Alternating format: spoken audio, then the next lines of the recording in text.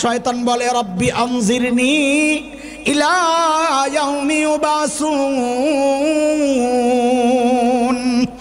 আল্লাহ আমাকে পুনরুত্থান দিবস পর্যন্ত একটু সুযোগ দেন। তার মানে শয়তান চাইছে আমার যেন মরা না লাগে, কারণ ওই দিবসের পর আর কেউ মরবে না। আমি যদি কোনোদিন ওই দিবস পর্যন্ত লাস্টিং করি তা আমার মরার কাম শেষ। আল্লাহ বুঝে না? আল্লাহ বুঝে কি জবাব দিতেছেন? কয় যা দিলাম সুযোগ, তোরে সুযোগ দিলাম, তবে বাটপারি যেটা করছস ওই মতো হইব না। ইন্নাকা মিনাল মুনজারিন ইলা ইয়াউমিল ওয়াক্তিল মালুম, সুযোগ তো দিলাম কিন্তু নির্দিষ্ট দিন পর্যন্ত, তুই যেটা চাইছস ওইটা না, প্রথম ফুয়ের সাথে তুই শেষ, এই পর্যন্ত তোরে সুযোগ দিলাম। শয়তান সুযোগ তো পাইছে কিন্তু পুরাপুরি হাসিল হয় নাই। না হওয়াতে শয়তান আরেকটা আবদার করে বসছে। অত জানে আল্লাহর কাছে আবদার করলে পাওয়া যায়, খালি বুঝলাম না আমরা। শয়তান কয় আল্লাহ, আমার শত্রু মানুষকে আপনি সন্তান দিবেন, ওদের তো অনেক বাচ্চা কাচ্চা হবে, এতগুলারে আমি ইবলিস একা কেমনে সামলাবো? আমারও কিছু বাচ্চা কাচ্চা দেন না, একা তো সামলাইতে পারব না। আল্লাহ বলেন যা তোরে তাও দিয়া দিলাম, যা তোরও হবে। এইবার শয়তান কয় আরেকটা আখেরি চান্স, খেয়াল করে আরেকটা সুযোগ দেন। বলে কি সেটা? বলে আমাকে আপনার বান্দারের ভিতরে ঢুইকা গুনাহ করানোর সুযোগ দেন। তো আল্লাহ বলেন যা তাও তোরে দিয়ে দিলাম। নবী আলাইহিস সালাম বলেন ইন্নাশ শাইতানা ইয়াজরি মিনাল ইনসানি মাজরাদ দাম, শয়তান মানুষের রগে রগে দৌড়াইতে পারে। ঢুকে কোন দিক দিয়া? ঢুকে কোন দিক দিয়া? অসওয়াসা দেওয়ার জন্য ঢুকে কোন দিক দিয়া? হাতটা ঘাড়ের কাছে নিলে, পিঠের কাছে নিলে, ঘাড় কাঁধের মাঝখানের যে জায়গাটা ওদিক দিয়া ঢুকে। আল্লাহ তাআলা সেই জন্যে প্রিয় নবী সাল্লাল্লাহু আলাইহি ওয়াসাল্লামের ঠিক ওই জায়গায় মোহরে নবুয়ত লাগায়া দিয়েছেন, যেন এদিক দিয়া শয়তান আমার নবীর ভেতরে ঢুকতে না পারে। শয়তান তিন সুযোগ পায়া তো মাশাআল্লাহ, কাম এইবার খেলা হবে। কি হবে? এইবার খেলা হবে। হযরত আদম আলাইহিস সালাম বয়া বয়া কান্দে, আল্লাহ আমার কি? তা আপনার কি হবে? মানে আরে যে এত সুযোগ দিলেন, আমার সন্তানের কি হবে? তা আমারও কিছু দেন সুযোগ। এখন বাবা সন্তানের জন্য সুযোগ নিতেছে, দেন। বলে কি সুযোগ চান? দেন, আপনার খুশি একটা দেন। তো আল্লাহ বলেন জান একটা দিয়ে দিলাম, মান জাআ বিল হাসানাহ ফালাহু আশরু আমসালিহা ওয়া মান জাআ বিস সাইয়্যাহ ফালা ইউজজা ইল্লা মিসলাহা। আপনার সন্তান নেকি করবে একটা, আমি আমলনামায় দিয়ে দিব 10টা, গুনাহ করবে একটা, দিব একটা। দূর দূরান্ত থেকে আগত ইসলাম প্রিয় সুধী সমাজ, প্রিয় ছাত্র ভাইয়েরা, যুবক বন্ধুরা, পর্দার আড়ালের মা ও বোন, আল্লাহ সুবহানাহু ওয়া তাআলার অশেষ মেহেরবানি যে মহান মালিক লাখো কোটি মানুষ থেকে বাছাই করে দ্বীনি এই মজলিসে আমাকে আপনাকে আসার বসার, কিছু কথা বলা ও শোনার তৌফিক দান করেছেন। সেজন্য মহান রবের শুকরিয়া আদায় করি, জবান খুলে প্রাণ খুলে কালিমাতুশ শুকর উচ্চারণ করি, আলহামদুলিল্লাহ।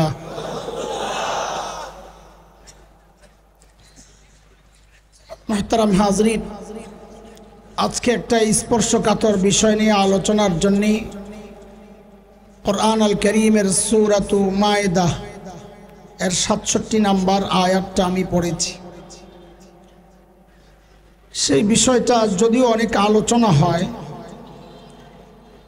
সামনে একটা উপলক্ষ আছে, এই উপলক্ষে একটা গুনাহ সমাজে অনেক বেশি করে ছড়ায়, সেই বিষয়ে আলোচনার জন্য এই জন্য আমি এই বিষয়টাকে আজকে আবার বেছে নিয়েছি, যেন সময় সামনে রেখে কিছু আলোচনা হইলে অন্তত ওই দিন ওই গুনাহ থেকে আমরা বেঁচে থাকি, সময়ের দাবি হিসাবে।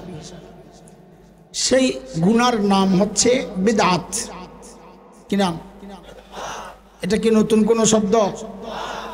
পুরান। পুরান জিনিস কি বলবো, পুরান জিনিস নতুন নতুন মোড়কে আসে। আমরা বারবার আপনাদেরকে, আমি অন্তত বারবার আপনাদেরকে যে কথাটা বুঝাইতে চাই, পুরান জিনিস নতুন মোড়কে সামনে দেওয়া এটা শয়তানের একটা তরিকা। শয়তান যত ধোঁকা দেয়, এই খুঁজলে দেখা যায় প্যাকেটটা পাল্টাইছে, ভিতরের জিনিস আগেরটা। তো আমাদের কাজ হইল, শয়তানের কাজ প্যাকেট পাল্টানো, আর আমাদের কাজ হইল সময়ের আলেম যারা, আমাদের কাজ হইল ওই প্যাকেট ছিঁড়ে ছিঁড়ে আপনাদেরকে দেখায় দেওয়া জিনিস কিন্তু পুরানটা।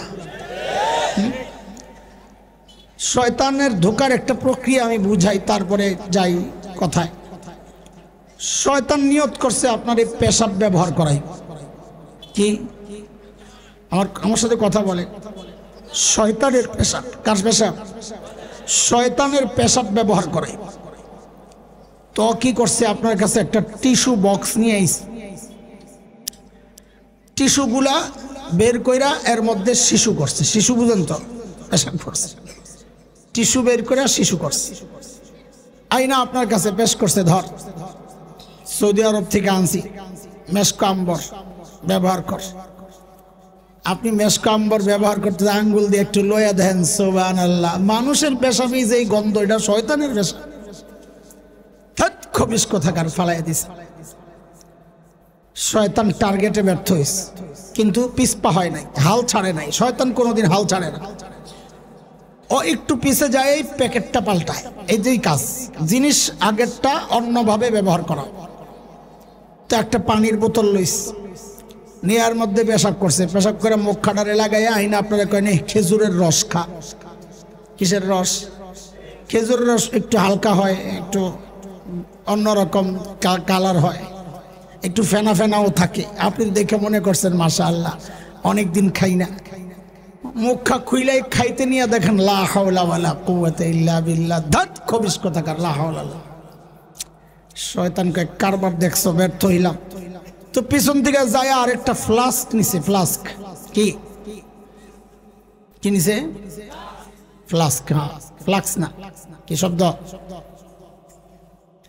আমাদের প্রচলিত অনেক ভুল আছে, এই একটা, এগুলো খুঁজা খুঁজা বাইর করি আমরা। উচ্চারণে ভুল, প্রচলিত ভুল। প্রায় সবাই দেখবেন বলে ফ্লাক্স। শব্দ কি? ফ্লাস্ক। কারেন্টে কি করে ধরে, যেটারে কি কয়? ইংরেজিটা কর না। আরে কারেন্টে ধরে না, এটারে কি কয়? শর্ট।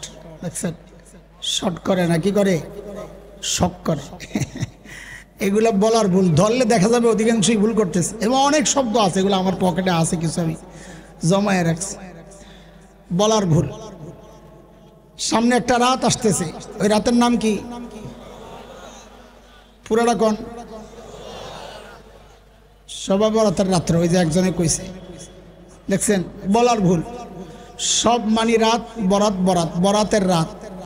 আমরা এটারে পুরাটারে বলি কি? সবে বরাতের রাত। রাত তো আগে একবার বলে আইছেন, ফার্সি দিয়ে বলছে দেখে ওটার কোনো দাম নাই। সব ফার্সি শব্দ। সবে বরাত মানি বরাতের রাত। আবার রাত এলো কোথেকে? আবে জমজমের কুয়ার পানি। এটা হুজুররা বুঝবে, এটার ভিতরে কত গুমর। আবে জমজমের কুয়ার পানি, লা হাওলা ওয়ালা কুওয়াতা। আরে আব মানি পানি, ফার্সি শব্দ। জমজম কুয়া, জমজম কুয়া। আবে জমজম মানি জমজম কুয়ার পানি। এটারে আবার বাংলা দিয়ে ব্যাখ্যা দেয়, আবে জমজমের এরপরে কুয়ার পানি। সুবহানাল্লাহ। দেখছেন নি কারবার? আমাদের নোয়াখালীর ভাইরা বলে হেতনে আরদি রেনি রেনি চায়। হেতনে আরদি রেনি রেনি চায়। আরে রেনি রেনি মানে রুইয়া দেখা, চায় তাকানো। তো রেনি রইছে, তাকায় রইছে, রেনি রেনি চায়, ডবল ডবল শব্দ। এমন হাজারো শব্দ আমাদের আছে, আমরা বলার ভুল। আচ্ছা যাই হোক, এই ট্রেনিং দিতে তো আর বসি না, এটা আরেক ক্লাস। শয়তান ফ্লাস্ক নিছে, ফ্লাস্ক নিয়া ওটার মধ্যে পেশাব করছে। শীতকালের পেশাব, একটু ধোয়া উঠতেছে। আইনা আপনারে বলতেছে কি ধর চাখা। আপনি তো আল্লাহর বান্দা, বিশ্বাস করে খাইতে যায় দেখেন চুর সুবহানাল্লাহ, এত দুর্গন্ধ, খবিস কথা চা খাওয়াইতেছে। জিনিস কিন্তু বারবার একটাই দিছে, খালি মোড়কটা পাল্টাইছে। আর টার্গেট হইল পেশাব ব্যবহার করাবে, এটা কখনো ওই টিস্যুর বক্সে, কখনো বোতলে, কখনো ফ্লাস্কে, জিনিস কিন্তু একটাই। তো আমাদের কাজ হচ্ছে আপনাদেরকে দেখাইয়া দেওয়া, জানাইয়া দেওয়া ভিতরে পেশাব, ভিতরে কি পেশাব। বেদাত এটাও এমন এক ভয়ঙ্কর গুনাহ। আজকে 3টা ধাপে আলোচনাটা সাজাই, তো আপনাদের মনে রাখা বোঝা সহজ হবে। এক হচ্ছে আমরা অনেকে বেদাত করি বেদাত না চেনার কারণে। বেদাত গুনার কাজ জানি, বেদাত যে একটা ভয়ঙ্কর গুনার কাজ জানি, কিন্তু বেদাতে জড়াই শুধুমাত্র বেদাত না চেনার কারণে। এই জন্যে আজকে আমাদের প্রথম আলোচনার ধাপ, 3টা ধাপ যদি করি, তো প্রথম ধাপ হচ্ছে বেদাতের পরিচয়, বেদাত কি, কাকে বলে। 2 নাম্বার, বেদাত কতটা ভয়ঙ্কর গুনাহ, বেদাত কতটা ভয়ঙ্কর গুনাহ। 3 নাম্বার, বেদাত কেন এত ভয়ঙ্কর গুনাহ। কয়টা বুঝাইলাম? বলেন, মুখস্থ করেন, আজকে পড়া মুখস্থ হয়। পোলাপাইট মনে আছে না? মুরগি বানাই দেবো কিন্তু না পারলে। হ্যাঁ বলেন, আজকে কয় পড়া বলেন বলেন। 1 নাম্বার, বেদাত কাকে বলে। 2, বেদাত কত বড় গুনাহ, কতটা ভয়ঙ্কর গুনাহ। 3, কেন এত ভয়ঙ্কর গুনাহ। এই 3টা বিষয় আজকে আলোচনা। বেদাত কাকে বলে এটা শোনার আগে 3টা শব্দ আমার সাথে সাথে উচ্চারণ করেন। বলেন, শরীয়ত, জরুরত, বিদাত। আবার বলেন, শরীয়ত, জরুরত, বিদাত। আবার বলেন, শরীয়ত, জরুরত, বিদাত। এই 3টা শব্দ বুঝেন তো বেদাত চেনা সহজ হবে। 3টার মধ্যে আমরা গোলায়া পাকায়া বেদাত খারাপ জানা সত্ত্বেও বেদাতে জড়ায়া যাই কেন? এই 3টাকে আলাদা করতে না পারার কারণে। 1 নম্বর হচ্ছে শরীয়ত। শরীয়ত কাকে বলে? শরীয়ত হচ্ছে আমি যেই দিন কবুল করেছি এই দিনের কিছু বিধান মানা, তার জন্যে দলিল থাকে। শরীয়ত হচ্ছে যে আমল করলে সওয়াব হয়, যার পেছনে দলিল থাকে। দলিল ছাড়া শরীয়তের কোনো মাসআলা নাই, কোনো বিধান নাই।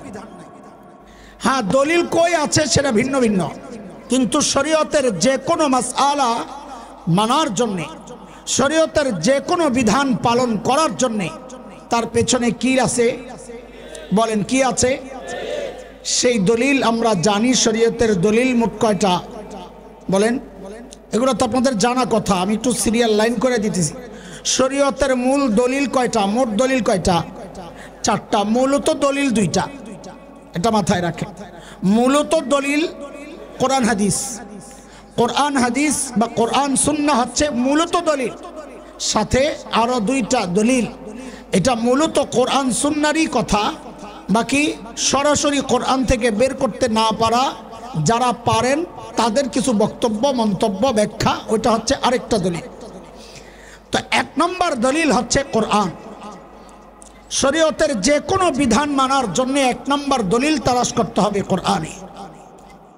যদি কোরআনে থাকে বাস, আর জরুরত তাই অন্য কিছু। হ্যাঁ, অনেক সময় ব্যাখ্যা হাদিস থেকে নিতে হয়। কোরআনে আছে অস্পষ্ট, তখন ব্যাখ্যাটা হাদিস থেকে নিতে হয়। 1, শরীয়তের কোনো বিধান আমি মানব, সওয়াবের আশায় কোনো কাজ করব, কোরআনে দলিল পাই না, বলে তাহলে হাদিসে যাও। হাদিসে গেছি, হাদিস মানি নবী আলাইহিস সালাম যা করেছেন, সুন্নাহ আর কি, সুন্নাহ নবী আলাইহিস সালাম যা করেছেন, যা বলেছেন, অথবা সাহাবায়ে কেরাম করেছেন, নবী চুপ ছিলেন, সম্মতি জানাইছেন, এগুলো হচ্ছে সুন্নাহ। তাহলে হয় কোরআনে দলিল পাবো অথবা হাদিসে পাবো, অথবা সাহাবীদের জীবনীতে পাবো, কথায় পাবো, ওটাও সুন্নাহ। সাহাবীদের জীবনটাও সুন্নাহ। বলে কোরআনে পাই নাই, হাদিসেও পাই নাই, বলে এটা হইতে পারে না। শরীয়তের কোন আমল আমি করব, কোরআন হাদিসে দলিল নাই, এটা হতে পারে না। বলে পাই নাই তো, হ্যাঁ পাই নাই, সেটা আমার অযোগ্যতা। তাইলে এখন কি করব আমি? আমার চলার পথ কি? বলে তোমার চলার পথ হচ্ছে যাদের যোগ্যতা আছে তাদের কাছে যাও, তারা তোমাকে ওই মাসআলা বের করে দিবে। এটাই হচ্ছে মাযহাব, কিয়াস, ইজমা, ওগুলা হচ্ছে ওই তৃতীয়টা। 3 নম্বরটা আসলে দুইটা মিলায়া একটা, ইজমা কিয়াস, এটা হচ্ছে দুইটা মিলায়া একটা। তো একদিকে কোরআন হাদিস, কোরআন হাদিসে আমি বের করতে না পারলে আমার কাজ হচ্ছে ইজমা কিয়াসের শরণাপন্ন হওয়া, মানে হচ্ছে যারা এই কোরআন হাদিস সম্পর্কে বিশেষজ্ঞ তাদের শরণাপন্ন হওয়া। দেখেন, ভেতরে একটা জরুরি কথা শোনাইয়া দিই আপনাদেরকে।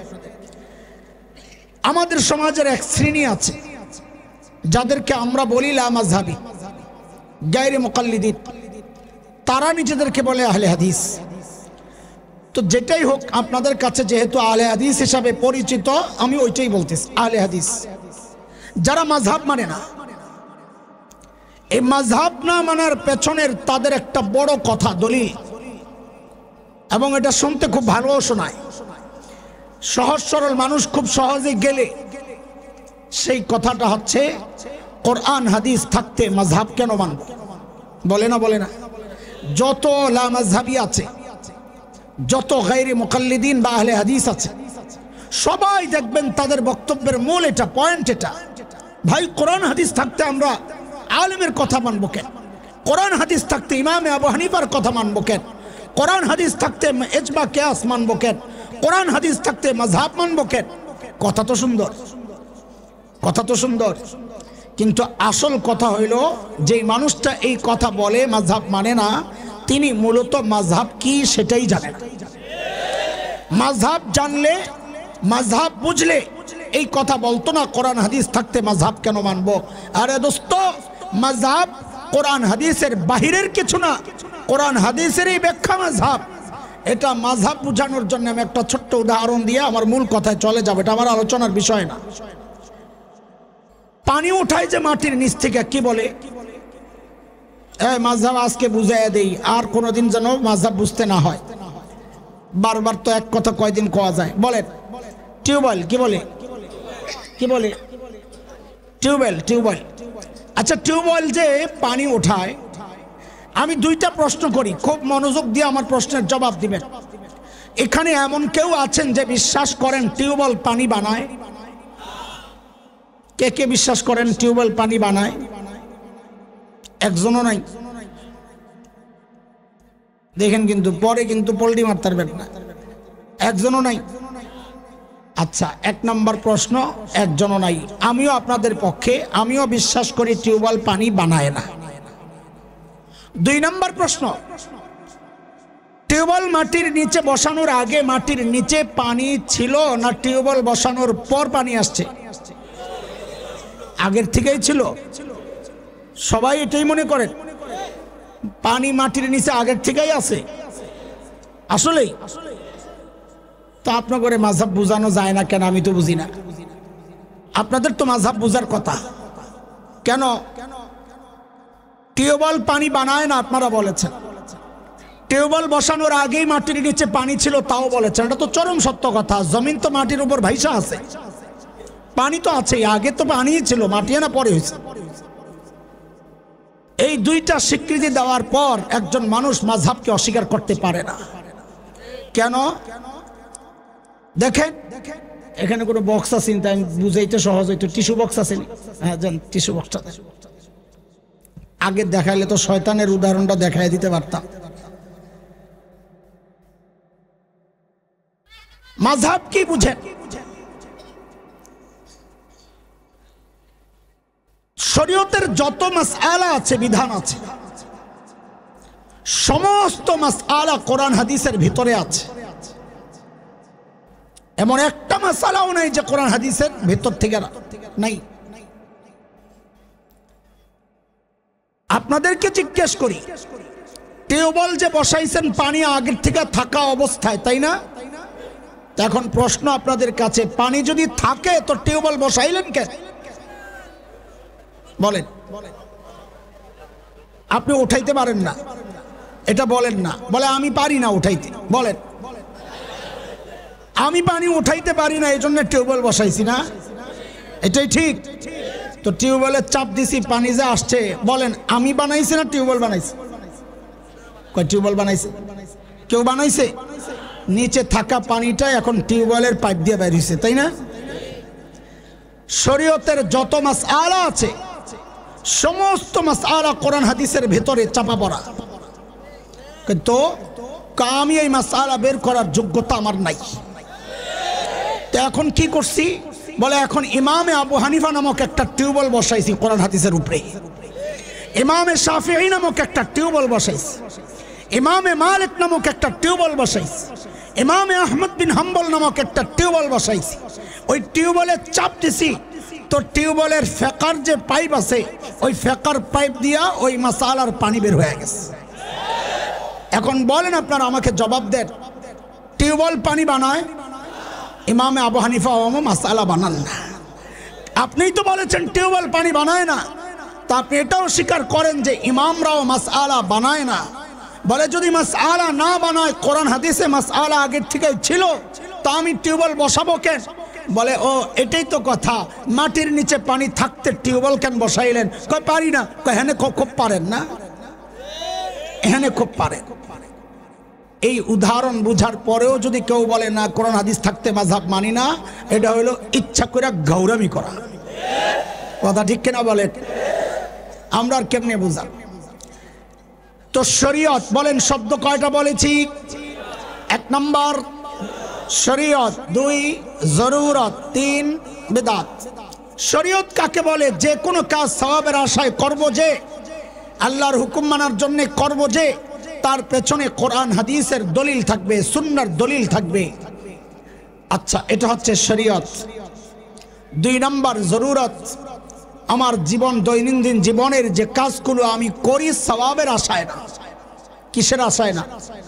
এটা মাথায় রাখেন, যত বেদাতি আছে এই জায়গায় ভেজালে পড়ে যায়। জরুরত কাকে বলে? যে কাজ আমি সওয়াবের আশায় করি না, সওয়াবের আশায় যেহেতু করি না, দলিলও তালাশ করি না, দরকার নাই তো, আমি তো সওয়াবের নিয়তই করি নাই, দলিল তালাশ করব কি জন্য? এটাকে বলে জরুরত, যে কাজ আমরা করি সওয়াবের আশায় না। 3 নম্বর বিদআত। বিদআত কাকে বলে? বিদআত বলে হচ্ছে যে কাজ আমরা করি সওয়াবের আশায় কিন্তু দলিল নাই। বলেন কয়টা ভাগ করলাম? 1 নম্বর কাজ করি সওয়াবের আশায়, দলিল আছে, তার নাম। কাজ করি সওয়াবের আশায় না, দলিলের দরকার নাই, তার নাম। কাজ করি সওয়াবের আশায় কিন্তু দলিল নাই, তার নাম। আমি শাব্দিক অর্থ বলি নাই, বেদাত মানে নতুন কিছু, দলিল না থাকলেই নতুন, দলিল থাকলে তো পুরান জিনিস। বুঝে আসছে না কথা? এখন ভেজাল লাগাইছে কি দেখেন, যত বেদাতি আছে সমস্ত বেদাতি বেদাত করলে আপনি যদি দলিল চান, ওর কাছে দলিল একটা আছে, সেই দলিল কোরআন হাদিস না, আর একটা বিশেষ কিতাব আছে, ওই কিতাবের নাম হলো সমস্যা কি কিতাব। কথা কন, কোন কিতাব? তাহলে এটা কই আছে? কই সমস্যা কি? কোন কিতাবে আছে? আপনারা বুঝেন নাই আমার কথাটা। কোন কিতাবে আছে? সমস্যা কি কিতাবে। আরেক হলো এতদিন ধরে চলে আসতেছে, আরেক কিতাবের নাম কি? এতদিন ধরে চলে আসতেছে। আরেক কিতাবের নাম আমাদের বাপ দাদারা কম বুঝে নাকি? 3 কিতাবে পাওয়া যায়, যত মাসআলা পাইবেন বেদাতের কয় কিতাবে পাওয়া যায়? এতদিন ধরে চলে আসতেছে, বাপ দাদারা কম জানেন নাকি? 3 নম্বর কিতাবের নাম কি? সমস্যা কি কিতাব। শরীয়ত নিতে হয় 2 কিতাব দিয়া, কোরআন সুন্নাহ, বেদাত নিতে হয় 3 কিতাব থেকে। বাপ দাদারা কম জানতো নাকি? এতদিন চলে আসছে, সমস্যা কি? এই 3 কিতাবে পাওয়া যায় সব বেদাত। আপনি যখন বেদাতের আলোচনা করবেন তো আপনারে খোঁচায় বলবে, মৌলবীরে জিজ্ঞেস করো, এই যে মাইকে ওয়াজ করে নবীর যুগে সাল্লাল্লাহু আলাইহি ওয়াসাল্লাম, সাহাবীদের যুগে মাইক ছিল কিনা? তাহলে হুজুরকে জিজ্ঞেস করো মাইকে কথা কেন বলে। ওহো, ওই যে বেদাত বুঝে নাই, এই জন্য এটারে দলিল হিসাবে আনছে। বোকা বোকারাম, আমরা বেদাত আলাদা করেছি, জরুরত আলাদা করেছি, শরীয়ত আলাদা করেছি। জরুরত কাকে বলে? যেটা করার পেছনে কারো সওয়াবের আশা থাকে না। কোনো মৌলবী যদি মনে করে মাইক ছাড়া কথা বললে 1 নেকি, মাইকে কথা বললে 10 নেকি, তাইলে তো মাইক অবশ্যই বিদআত। কারণ এই 10 নেকি বানানোর জন্য এখানে দলিল লাগবে। দলিল ছাড়া সওয়াবের আশায় কোনো আমল করা যায় না। হ্যাঁ, সওয়াবের জন্য করতে দলিল লাগে, জরুরতের জন্য করতে কোনো দলিল লাগে না। এখন দলিল লাগবে না, মাইকে বয়ান করা জায়েজ কি জায়েজ না? কেন? সওয়াবের আশায় তো আমি করতেছি না, এটা জরুরত। বলে হুজুররা প্লেনে ওঠে, হেলিকপ্টার দিয়ে ওয়াজ করতে যায়, বেদাতের বিরুদ্ধে ওয়াজ করে মৌলবী। হেলিকপ্টার নবীর যুগে ছিল, মৌলবীরা জিজ্ঞেস করো। আরে বোকা, এটা জরুরত। জরুরত এক জিনিস, শরীয়ত আরেক জিনিস, বেদাত আরেক জিনিস, তিনটা আলাদা জিনিস। শরীয়ত হচ্ছে সওয়াবের আশায় করব, দলিল থাকবে। জরুরত হচ্ছে এমনি প্রয়োজনে করব, দলিল লাগবে না, সওয়াবের আশাও থাকবে না। বেদাত হচ্ছে সওয়াবের আশায় তো করব, কিন্তু দলিল থাকবে না। আমি কি বুঝাইতে পারছি? বলেন, বুঝাইতে পারছি? এবার বুঝেন বেদাত কতটা ভয়ঙ্কর গুনাহ। খুব সূক্ষ্ম কথা, আমি ক্লাস করার মতো করে বুঝাইতেছি আপনাদেরকে। নাইলে বাইর যায় ঘুমান। ক্লাস তো মজা লাগে না, এটা জানা কথা। হ্যাঁ, আমারও মজা লাগতেছে না এই আলোচনা করা, মজার না। অনেকে শত্রু হয়ে যায়। আসলে কে শত্রু হইল না হইল, আল্লাহ শত্রু না হইলি হয়, ঠিক আছে না? দুনিয়া কে শত্রু হইল না হইলে এগুলো দিয়ে আমাদের কি আসে যায় রে ভাই? আমাদের কাজ সহি কথাগুলো যা বুঝেছি, যা শিখেছি, যা জেনেছি, এগুলো আপনাদের সামনে প্রচার করা, এটা আমাদের কাজ। শয়তান যখন আল্লাহকে সেজদা না করার হুকুম করেছিলেন, আল্লাহ সেজদা করার হুকুম অমান্য করার কারণে আল্লাহ যখন বিতাড়িত করলেন, বের হ, তুই বের হ, তো শয়তান আল্লাহর কাছে 3টা সুযোগ চাইছে। কয় সুযোগ? আমার সাথে খুব মনোযোগ দেন। সুযোগ কয়টা? 1 নাম্বার, রব্বি আনজিরনি ইলা ইয়াউমি ইউবাসুন।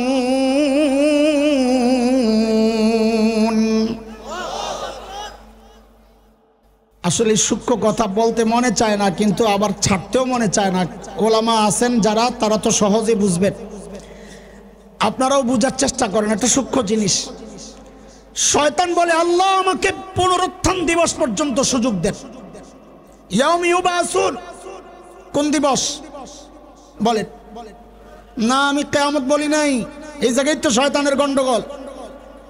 শয়তান বলে আমারে সুযোগ দেন কোন দিবস পর্যন্ত? বলেন কথাটা। পুনরুত্থান দিবস। বলেন, পুনরুত্থান দিবস, কিয়ামত দিবস না। কোন দিবস? এইটা একটু বুঝালন, তাইলে শয়তানের বাটপাড়িটা আপনারাও বুঝবেন কত ভয়ঙ্কর এক শুভঙ্করের ফাঁকি ছিল এখানে, বাটপাড়ি ছিল। আল্লাহ তো ধইরা ফেলছেন, আল্লাহ বাটপাড়ি ধইরা ওরে সুযোগ দিছেন। কি বলে শয়তান শোনে। হযরত ইসরাফিল আলাইহিস সালাম ফু দিবেন সিংহায় 2 বার। কয়বার? ওলামায়ে কেরাম বলেন না কয়বার? প্রথমবার ফু দিলে সব শেষ হবে। কুল্লু শাইইন হালিকুন ইল্লা ওয়াজহা, আল্লাহ ছাড়া যত প্রাণী আছে সব শেষ প্রথম ফুয়ে। এটাকে বলে কিয়ামত। আস-সাআহ, ইকতারাবাতিস সাআহ, কিয়ামত। সব যখন শেষ, ধ্বংস, আল্লাহ হযরত ইসরাফিলকে আবার উঠাবেন। উঠায়া আবার একটা ফু দিতে বলবেন। সেই ফুয়ের পর আবার সবাই জন্ম নিবে, মানুষ, জিন সব আবার জন্ম নিবে। সেটাকে বলে ইয়াউমে ইউবাসুন। সেটাকে কি বলে? পুনরুত্থান দিবস। সেটাকে কি বলে? বলেন, সেটাকে কি বলে? সূক্ষ্ম কথা, মনোযোগ না হইলে বুঝবেন না। পুনরুত্থান দিবস। পুনরুত্থান দিবসের পর দ্বিতীয়বার আবার ওঠার পর আল্লাহ মৃত্যুর সিস্টেমটাকে শেষ করে দিবেন। এরপরে আর কেউ মারা যাবে না, অনন্তকাল বাঁচবে। জাহান্নামী হইলে জাহান্নামে, জান্নাতি হইলে জান্নাতে, মৃত্যু আর হবে না, মৃত্যু শেষ। শয়তান আল্লাহর কাছে যে সুযোগটা চাইছে, ওই সুযোগটা কিয়ামত দিবস পর্যন্ত চায় নাই, কারণ ও জানে তৈলে মরা লাগবে। তাইলে কথা বুঝেন নাই? প্রথম ফু কিয়ামত পর্যন্ত সুযোগ শয়তান চায় নাই তো, কারণ শয়তান জানে ওই পর্যন্ত যদি আমি থাকি তো আমাকে মরা লাগবে, মরার যন্ত্রণা আমি বরদাস্ত করতে পারবো না। তো শয়তান আস্তে করে বাটপারি কইরা শব্দের একটা মার পেঁচে চাইছিল আল্লাহরে ধোকা দিতে, আর ধোকা দেওয়ার জায়গা পায় না। শয়তান বলে রব্বি আনজিরনি ইলা ইয়াউমি ইউবাসুন, আল্লাহ আমাকে পুনরুত্থান দিবস পর্যন্ত একটু সুযোগ দেন। তার মানে শয়তান চাইছে আমার যেন মরা না লাগে, কারণ ওই দিবসের পর আর কেউ মরবে না। আমি যদি কোনোদিন ওই দিবস পর্যন্ত লাস্টিং করি তা আমার মরার কাম শেষ। আল্লাহ বুঝে না? আল্লাহ বুঝে কি জবাব দিতেছেন? কয় যা দিলাম সুযোগ, তোরে সুযোগ দিলাম, তবে বাটপারি যেটা করছস ওই মতো হইব না। ইন্নাকা মিনাল মুনজারিন ইলা ইয়াউমিল ওয়াক্তিল মালুম, সুযোগ তো দিলাম কিন্তু নির্দিষ্ট দিন পর্যন্ত, তুই যেটা চাইছস ওইটা না, প্রথম ফুয়ের সাথে তুই শেষ, এই পর্যন্ত তোরে সুযোগ দিলাম। শয়তান সুযোগ তো পাইছে কিন্তু পুরাপুরি হাসিল হয় নাই।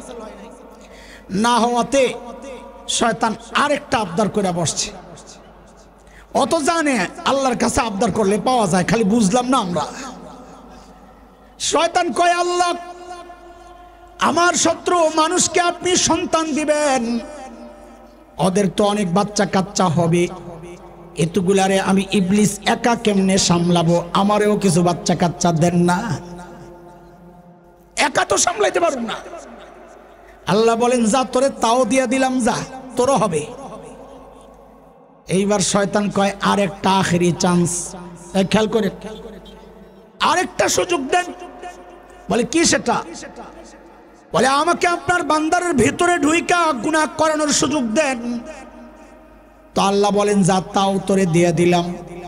নবী আলাইহিস সালাম বলেন ইন্নাশ শাইতানা ইয়াজরি মিনাল ইনসানি মাজরাদ দাম, শয়তান মানুষের রগে রগে দৌড়াইতে পারে।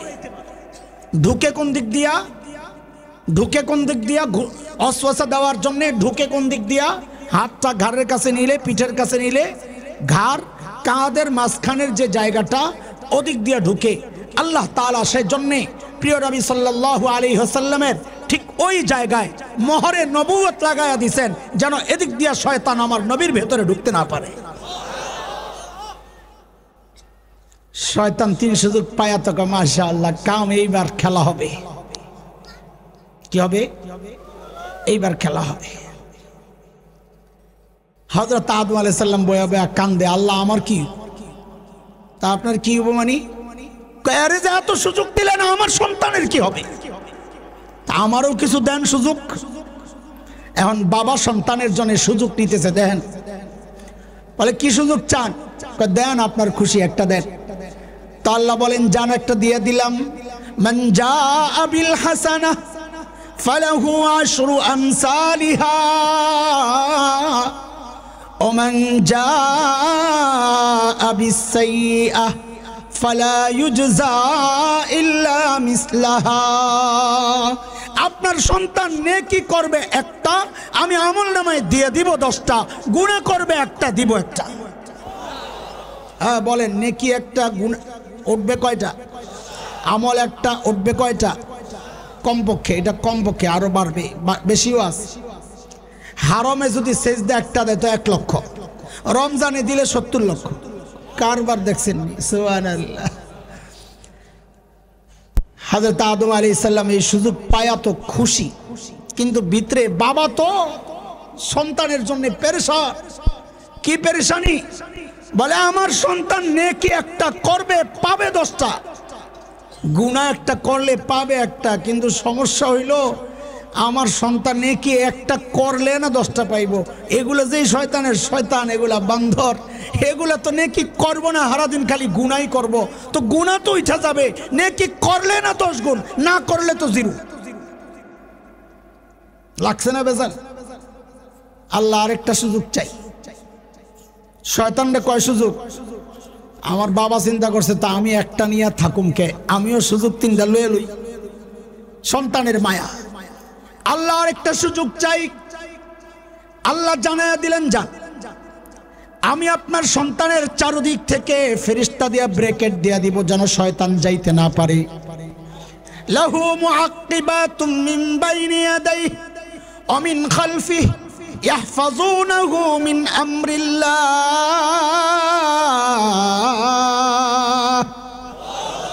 ব্রেকেট নবী আলাইহিস সালাম হাদিসে বলেছেন, শয়তান যখন আসে কাছে অস্ত্র দেওয়ার জন্য, তা আমরা যেমন মাছি তাড়াই না, ফেরেশতারাও এইরকম শয়তান তাড়ায়, এভাবে শয়তান তাড়ায় দেয়। আমার বাবা এই সুযোগ পায়া টেনশন যায় না, অভিজ্ঞ মানুষ তো, অভিজ্ঞতার আলোকে বুঝা গেছে যে এখানে আরেকটা ঝামেলা আছে। অভিজ্ঞতার কি দাম দেখে, কি ঝামেলা। বলে আমিও তো জান্নাতের মতো নিরাপদ জায়গায় ছিলাম, শয়তান তো দূর থেকে রিমোট কন্ট্রোলের মাধ্যমে অস্ত্র দিয়ে দিছে, চালাইয়া দিছে গুনাহ। গুনাহ তো না, নাউযুবিল্লাহি মিন যালিক, আস্তাগফিরুল্লাহ, বিভ্রান্ত করেছে। আমার সন্তানকে ফেরেশতারা চারদিক থেকে ব্রেকেট দিবে, কিন্তু শয়তান তো দূর থেকে রিমোট কন্ট্রোলের মাধ্যমে আমার সন্তানকে দিয়ে গুনাহ করায় লাইব। আমারে তো করাইছে, আমারে তো শয়তান ভুলে আমি যেটা করেছি শয়তানের ধোকায় পড়েই তো এই ধোকায় তো আমার সন্তানও পড়তে পারে। আল্লাহ আর কোন সুযোগ থাকলে দিয়ালাম। তো আল্লাহ তাআলা কয়, এত বারবার আপনি চান তো যান, একবারে দিয়ে দিলাম। একবারে কি একবারে? বলে একবারে দিয়ে দিলাম হচ্ছে আপনার সন্তান গুনাহ করবে করবে করবে করবে করতে করতে করতে করতে বুড়া হয়ে আসমান পর্যন্ত গুনাহ নিয়ে ঠকাইছে। এরপরে যদি খালি একবার বলে, ও আল্লাহ আমি ভুল করছি, আমারে মাফ করে দাও, আর করব না, আমি সাথে সাথে সব মাফ করে দাও। এইবার তো শয়তান লাভ দেওয়ার আল্লাহ কাহিনীটা খেয়াল করে। সব যদি মাফি করবেন তা আগে আমার এই 3 সুযোগ দিয়েছেন কোন কামে? ফাও আমি তো কি করব, আমার ওগুলো দেওয়ার কি দরকার ছিল? শয়তান এইবার খুব চেতে গেছে। চেতে কি কয় জানেন? ঠিক আছে জান, আপনার বান্দার জন্য আপনার এত মায়া না, তা আমিও আপনার শোনায়া দিচ্ছি একটা কথা। আপনার বান্দা তওবা করলেই তো আপনি মাফ করবেন, তাই না? শুনেন, আমিও আপনার বান্দাকে দিয়ে এমন গুনাহ করাবো যেন সে তওবা না করে। এইবার যাই বলি,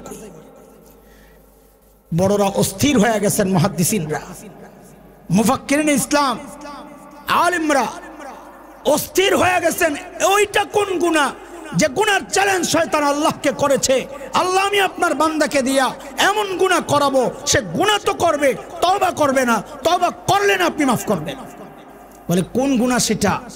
খুঁজতে খুঁজতে বড়রা বের করে দিয়েছেন, আরে কাহিনী তো এই জায়গায়, সেই গুনার নাম হচ্ছে বিদআত।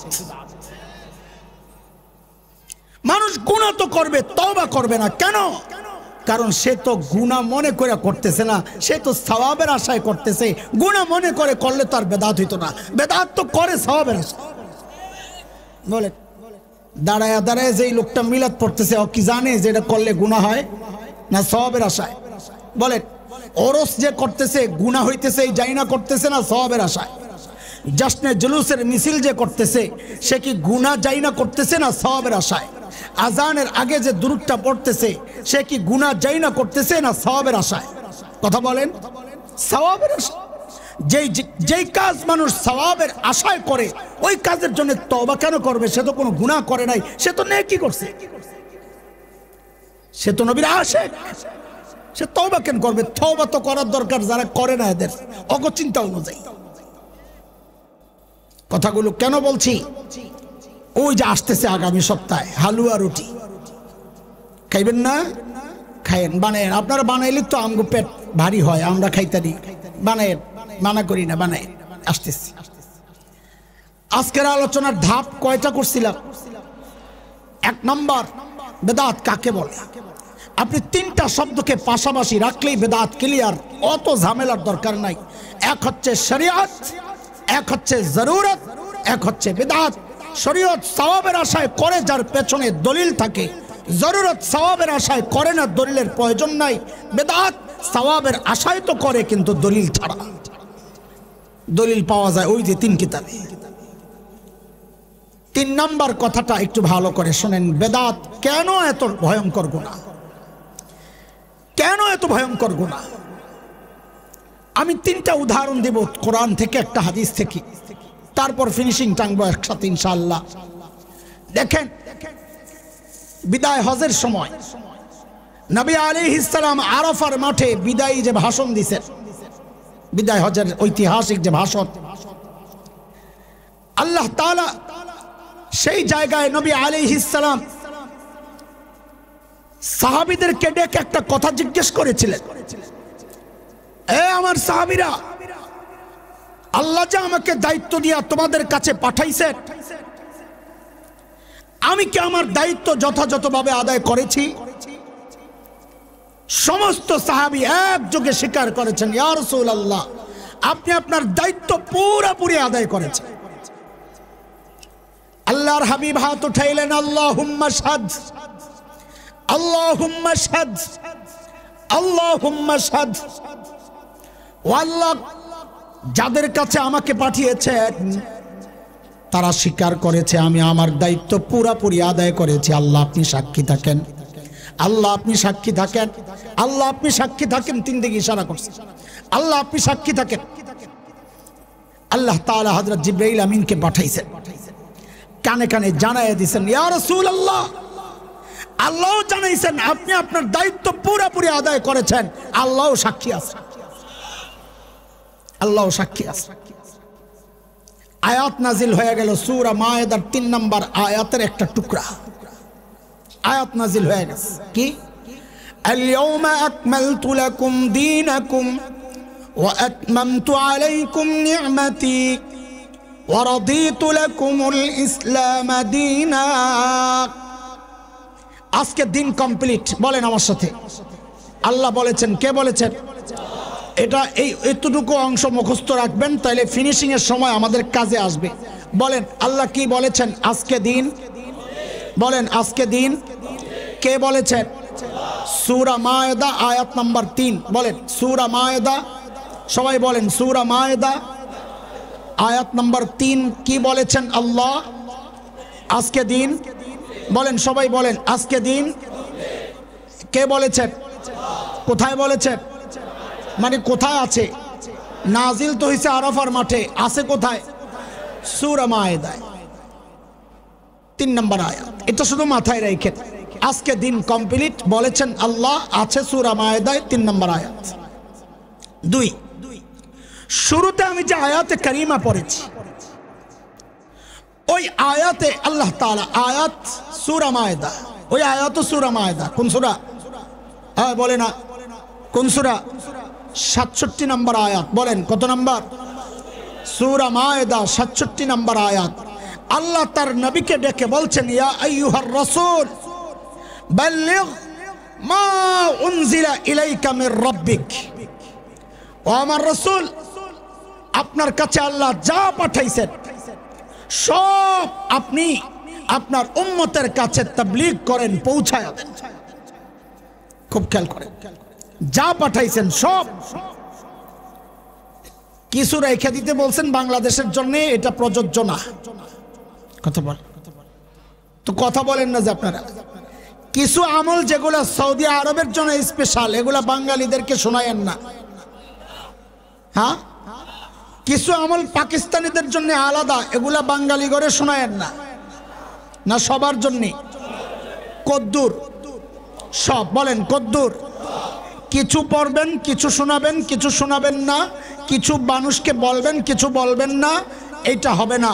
যদি আপনি এমনটা করেন, ওয়া ইন লাম তাফআল, পুরোপুরি যদি দায়িত্ব আদায় না করেন, তো শুনেন, ফামা বাল্লাগতা রিসালাতা, আমি আপনাকে জানায়া দিচ্ছি আপনি রিসালাতের দায়িত্ব ঠিকঠাক মতো আদায় করেন নাই। এটাও কি সম্ভব? আমাদের নবী রিসালাতের দায়িত্ব ঠিক মতো আদায় করেন নাই, এটাও কি সম্ভব? আমাদের নবীকে কোন নবী তার দায়িত্ব অবহেলা করেছেন এটা বলাটা ঈমান ভঙ্গের কারণ হয়ে যাবে। যে কোন নবী যে বলেছেন তিনি দুনিয়ার সবচেয়ে বড় আলেম হন, কিন্তু তিনি যদি বলেন কথার কথা, মুসা আলাইহিস সালাম দাওয়াতের কাজে গাফলতি করছেন, ঈমান চলে যাবে। কথা ঠিক কিনা বলেন? নবীর শান এটা। কেন? তুমি বলো গাফলতি করছে, আর আল্লাহ বলতেছেন আল্লাহু ইয়ালামু রিসালাত ইয়াজআলু রিসালাতা, আল্লাহু আলামু হাইসু ইয়াজআলু রিসালাতা, আল্লাহু আলামু হাইসু ইয়াজআলু রিসালাতা। রিসালাতের দায়িত্ব আল্লাহ কই রাখবেন এটা আল্লাহ সবচেয়ে ভালো জানেন। সূরা আম্বিয়ার মধ্যে আল্লাহ বলতেছেন আল্লাহু ইয়াসতাফি মিনাল মালাইকাতি রুসুলান ওয়া মিনান নাস, মানুষ এবং ফেরেশতা থেকে কাকে রাসূল নির্বাচন করবেন এটা আল্লাহর ইচ্ছা। আল্লাহ যাকে নির্বাচন করেছেন তাকেই রিসালাত দিবেন। রিসালাতের দায়িত্ব ভোট কইরা পাওয়া যায় না, রিসালাতের দায়িত্ব ঘুষ দিয়ে পাওয়া যায় না, রিসালাতের দায়িত্ব ভোট চুরি করে পাওয়া যায় না, এটা আল্লাহ যাকে দেন সেই পায়। রিসালাতের দায়িত্ব আলাদা। এখন কেউ যদি বলে কোন নবী রিসালাতের দায়িত্বে অবহেলা করেছেন তাইলে অভিযোগটা আসলে যায় আল্লাহর দিকে, আল্লাহ ব্যক্তি নির্বাচনে ভুল করেছেন। নাউজুবিল্লাহ, এত আসতে বললেন আপনারা? এটা ইমানের প্রসঙ্গ দোস্ত, এত হালকা বিষয় না। উলামায়ে কেরাম কেন এত রাগ হন? টের তো পান না আপনারা, টের তো পান না। আল্লাহ আল্লাহ আল্লাহ সহি বুঝদান করেন আমাদের সবাইকে, সবাইকে বলেন সবাইকে। আচ্ছা, নবীর পক্ষে তো এই দায়িত্ব অবহেলা করা সম্ভব ছিল না, তাইলে আল্লাহ তাআলা নবীকে এত বড় ধমকটা কেন দিলেন? ওয়া ইল্লাম তাফাল, আল্লাহ তো জানেন নবী করবেন না, তারপরও কেন বলছেন যদি আপনি না করেন? যদির প্রশ্ন আসলো কেন? আপনি বুঝে শুনে রিসালাত দিবেন না, তো যদির প্রশ্ন আসবে কেন? এটা হচ্ছে আমাদের গ্রাম্য ভাষা একটা কথা বলে, ঝি মাইরা বউরে বুঝায়। ঝি বুঝেন? ঝি নিজের মেয়েকে গ্রামে আমাদের অঞ্চলে বলে ঝি, তো বলে ঝি মাইরা বউ বুঝায়। রাগ করছে বউয়ের সাথে, রাগ করছে বউয়ের সাথে, এখন বউরে কিছু বলে না, মেয়েটারে নিজের যে মেয়ে এরে থাপড় একটা দেয়, আসতে ধমক রাখতে দেয়, এই সে বইলা টইলা আসলে বুঝায় বউরে, এটা কিন্তু আমার মাইয়া, আমি ওরে ছাড়তেছি না, তুই তো আরেক বেড়ার মাইয়া, তোরে ধরলে কিন্তু সাইজ করে লাম। আল্লাহ তাআলা নবীকে ধমক দিয়ে আসলে নবীকে ধমক দেন নাই, দিছেন উম্মতের আলেমদেরকে। এই কোন রকমের দায়িত্বে গাফিলতি হইলে আমি হুমকি দিচ্ছি আমার নবীকে, নবী আপনাকে আমি ছাড়বো না। আরে নবী হচ্ছেন আমার সবচেয়ে আপনজন, নবীকে আমি ছাড়বো না বলে দিলাম। তুই মৌলবী, তুই যদি গাফিলতি করস তোরে আমি ছাড়বো, তুই কারো দালালি কইরা দিন লুকাবি, তোরে আমি ছাড়বো না। পিঠ বাঁচানোর জন্যে দিন লুকাবি, তোকে আমি ছাড়বো না। যখন যেই ফিতনা আসবে সেই ফিতনার মোকাবেলা করা প্রত্যেক আলেমের জিম্মাদারি, আপনাদেরও জিম্মাদারি। আলেমদের মুখোমুখি না দাঁড়াইয়া, বিরুদ্ধাচরণ না কইরা আলেমের সহযোগী হওয়া। আমরা বড় অবাক হই, বিস্ময়ে হতবাক হই, কোনো ফিতনা যখন আসে প্রতিবাদ আলেমরা খালি করে, আপনারা প্রতিবাদ করেন না। আরে শুধু প্রতিবাদ করেন না তা না, চুপচাপ থাকলেও তো হইতো। এমন বহু পোড়া কপাল আছে প্রতিবাদ তো করে না, উল্টা আলেমের প্রতিবাদী আলেমের বিরুদ্ধাচরণ করে। এমন পোড়া কপালও আছে আলেমের প্রতিবাদকে রাজনৈতিক বক্তব্য আখ্যা দেওয়ার চেষ্টা করে। এমন হতভাগাও আছে আলেমদের প্রতিবাদকে দলের বিরুদ্ধে, সরকারের বিরুদ্ধে, এটা বাস্তবায়ন, এটা সরকারের বিরুদ্ধে বক্তব্য হিসাবে আখ্যা দেওয়ার চেষ্টা করে। দোস্ত, সব জায়গায় রাজনীতি টাইনা আনেন না, এটা আপনার একটা মানসিক বিকাশ। আপনি সব জায়গায় রাজনীতি টাইনা আনেন, অনেক বিষয় আছে এগুলোর সাথে রাজনীতির সম্পর্ক না। এগুলো আমার ইমানের ব্যাপার, আমার বিশ্বাসের ব্যাপার, আমার আকীদার ব্যাপার, আমার চেতনার ব্যাপার। আলেমরা আপনাকে যখন দিন রক্ষার আন্দোলনে ডাক দিবে, বিরুদ্ধাচরণ না কইরা, বিশেষ করে এই যে শিক্ষা ব্যবস্থায় যেই নোংরামি চলছে, যদি ডাক আসে বিরুদ্ধাচরণ না কইরা, হাতে হাত রাইখা, কাঁধে কাঁধ মিলায়া, মুষ্টিবদ্ধ হাত উঠাইয়া একসাথে উচ্চারণ করতে হবে, বাংলাদেশে নাস্তিকতার চর্চা করতে দেওয়া হবে না, দেওয়া হবে না।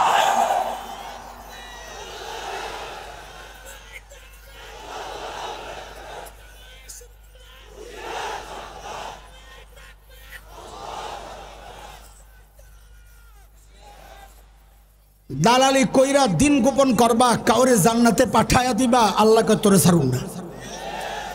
তেলের দাম বাড়াইবা, আল্লাহকে তোরে ছাড়ুন না। আমি আমার নবীরে বলছি ছাড়ুন না, তো তোরে ছাড়া তো কোন কামে? তুই কেডা? ওয়া ইল্লাম তাফআল ফামা বাল্লাগতা রিসালাতা। নবী, আপনি যদি সবটুকু না পৌঁছা, হ্যাঁ আমি জানি, কে বলতেছেন? আমি জানি আপনার মধ্যে দুইটা আশঙ্কা কাজ করতেছে। এক হলো এই কঠিন বিষয় মানুষ কবুল করবে কিনা, না আবার প্রত্যাখ্যাত হই, এই একটা আশঙ্কা আমরা জানি। আল্লাহ বলে আমি জানি। আরেকটা আশঙ্কা হচ্ছে কবুল তো করবে না, উল্টা আমার উপর হামলে পড়বে। তো কয়টা আশঙ্কা প্রত্যেক দায়ীর? কয়টা আশঙ্কা?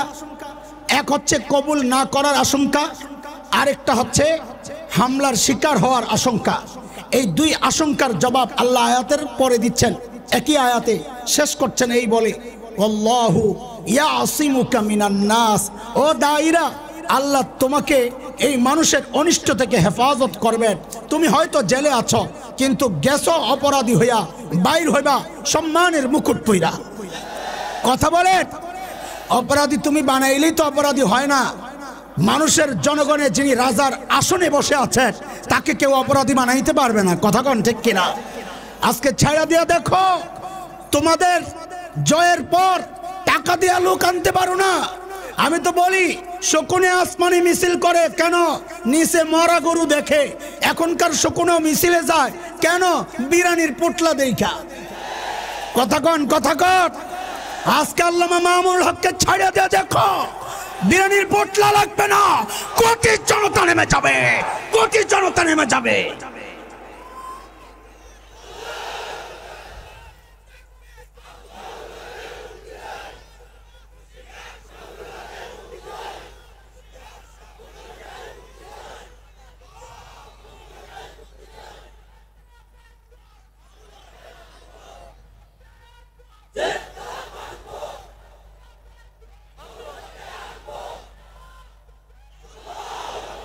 আল্লাহ যার স্থান দিয়েছেন মানুষের কলিজায়, অপবাদ দিয়ে সেই জায়গা সরানো যায় না, বরং অপবাদ পাইলে মর্যাদা বাড়ে। হযরত ইউসুফ আলাইহিস সালাম গেছিলেন সাধারণ কয়েদি হইয়া, অপবাদ পাইয়া নবুয়ত সহ বাইরেছেন, বাদশা হইয়া বাইরেছেন, বাদশা দায়িত্বশীল হইয়া বাইরেছেন।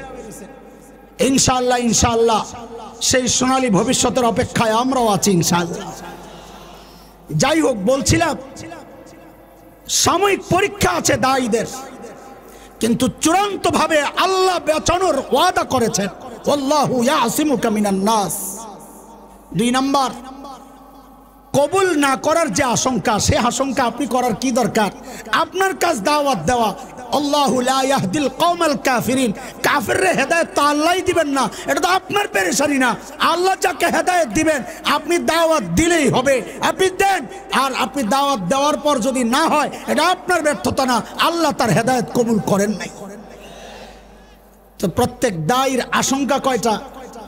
এক কবুল না করার আশঙ্কা, আর এক হচ্ছে অনিষ্টের আশঙ্কা, হামলার শিকার হওয়ার আশঙ্কা। আল্লাহ ওয়াদা করেছেন রক্ষার, আল্লাহ সান্ত্বনা দিয়েছেন হেদায়েতের মালিক আল্লাহ। আপনার কাজ দাওয়াত দেওয়া।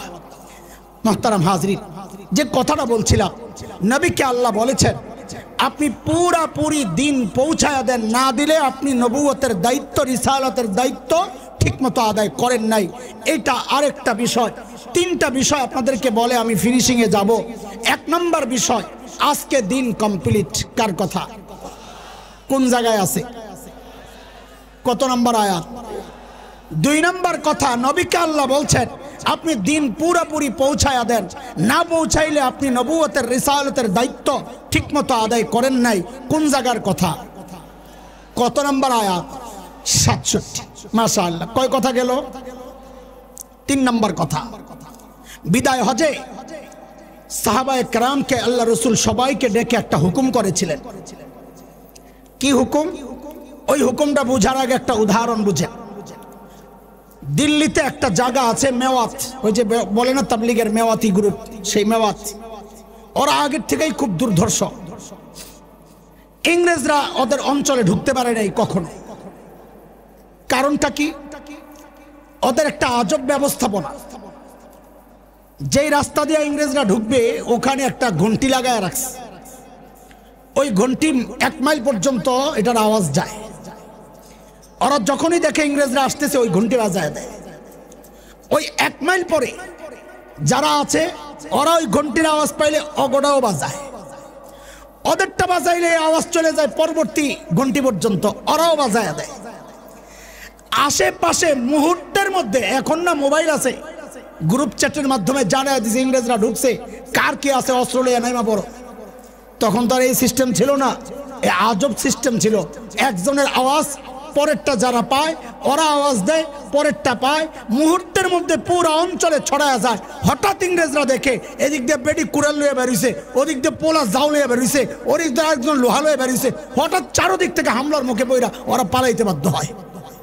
এটা ছিল এক আজব তরিকা।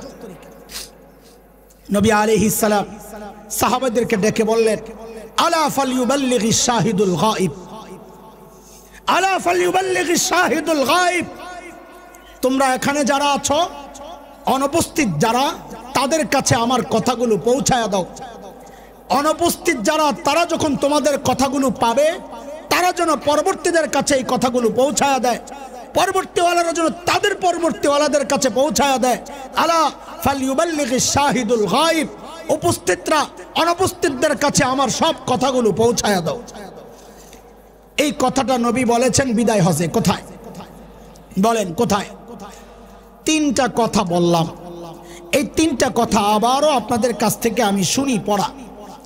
এক নম্বর, আল্লাহ বলেছেন আজকে দিন কমপ্লিট।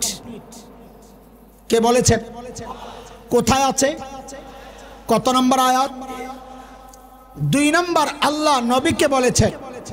দেখেন, আল্লাহর সাথে দিন কমপ্লিট করছেন কে? দ্বিতীয়টার সম্পর্ক নবীর সাথে, তৃতীয় কথার সম্পর্ক সাহাবী এবং পরবর্তী সালাফে সালেহিনদের সাথে। প্রথম কথা, আল্লাহ বলেছেন দিন আমি কমপ্লিট করেছি। 2 নম্বর, নবীকে আল্লাহ বলছেন দিন পুরোপুরি পৌঁছায়া দেন। কোথায় আছে? কত নম্বর আয়াত? তৃতীয়টা, নবী সাহাবীদেরকে বলেছেন যে আমার কথাগুলো অনুপস্থিতদের কাছে পৌঁছায়া দাও। কোথায় বলেছেন এটা? এই তিনটা কথা কি মাথায় ঢুকছে আপনাদের? আবার বলি না, চলবে? ঢুকছে ভিতরে, দিলে ঢুকছে, বসছে কথাটা। কয়টা কথা? প্রথম কথার সম্পর্ক কার সাথে? দ্বিতীয় কথার সম্পর্ক কার সাথে? তৃতীয় কথার সম্পর্ক কার সাথে? এবার বুঝেন বেদাত কেন এতটা ভয়ঙ্কর গুনাহ।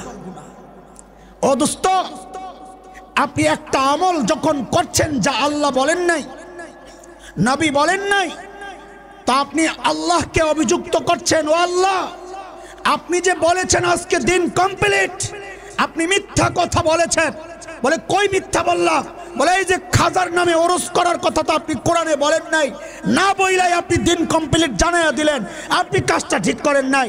আপনি এক একটা বিদআত করছেন, মানে আল্লাহর ওই দাবি দিন আমি কমপ্লিট করেছি, আল্লাহর ওই দাবিকে প্রত্যাখ্যান করে আপনি আল্লাহকে মিথ্যাবাদী সাব্যস্ত করছেন। খেয়াল করছেন? এটা কি খুব স্বাভাবিক গুনাহ না ভয়ঙ্কর? 2 নম্বর, আপনি এক একটা বিদআত করছেন, মানে নবীকে বলছেন নবী আল্লাহ আপনারে কইছিল বাল্লিগ মা উনজিলা ইলাইকা মির রাব্বিক, আপনার কাছে আমি যা পাঠাইছি আপনি সব পৌঁছায়া দেন। আপনি তো সব পৌঁছাইলেন না। বলে কেমনে পৌঁছাইলাম না? বলে আজানের আগে তো দুরূদ পড়তে হয়। কই আপনি তো এটা হাদিসে বলেন নাই। আজানের আগে যে দুরূদ পড়তে হয় আপনি তো আমাদেরকে জানাইলেন না। আপনার শানে দুরূদ পড়ার সময় যে দাঁড়াইতে হয় এটা তো আপনি জানাইলেন না। ওই যে মিলাদুন নবী উপলক্ষে লম্বা মিছিল বের করতে হয়, আনন্দ মিছিল, খ্রিস্টানরা আনন্দ করে বড়দিন বইলা 25শে ডিসেম্বর। কই আপনি তো কোনো জায়গায় বললেন না আমরাও যেন একটা মিছিল বের করি, আনন্দ মিছিল। তো কাজে বুঝা গেল আল্লাহ যে আপনাকে বলেছেন বাল্লিগ মা উনজিলা ইলাইকা মির রাব্বিক, আপনি দিন পুরোপুরি পৌঁছায়া দেন। আপনি সৌদি আরবে কিছুদিন পৌঁছাইছেন, বাংলাদেশিদের জন্য কিছুদিন পৌঁছান নাই, আপনি পুরোপুরি দিন আদায় করেন নাই। কাজী আল্লাহর যে ধমক, আপনি রিসালাতের দায়িত্ব ঠিকমতো আদায় করেন নাই।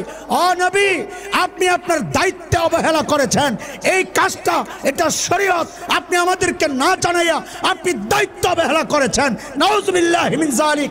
এক একটা বেদাত করা আর আমার নবীকে দায়িত্ব অবহেলায় অভিযুক্ত করা। কথা কি বুঝতেছেন? কয়টা গেল?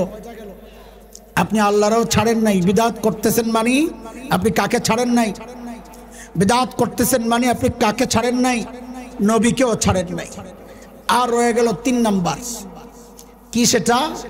আল্লাহর নবী সাহাবীদেরকে একটা নির্দেশ দিয়েছিলেন। কি নির্দেশ? আলা ফালইউবাল্লিগিশ শাহিদুল গায়ব, উপস্থিতরা অনুপস্থিতদের কাছে দিন পৌঁছায়া দাও। ও আবু বকর রাদিয়াল্লাহু আনহু, আপনি কাজটা ঠিক করেন নাই। আপনারে নবী এত ভালোবাসছেন, নবী যে দাঁড়ায় দাঁড়ায় দুরূদ পড়ছে, আপনি কেন বললেন না? নিজেও করলেন না।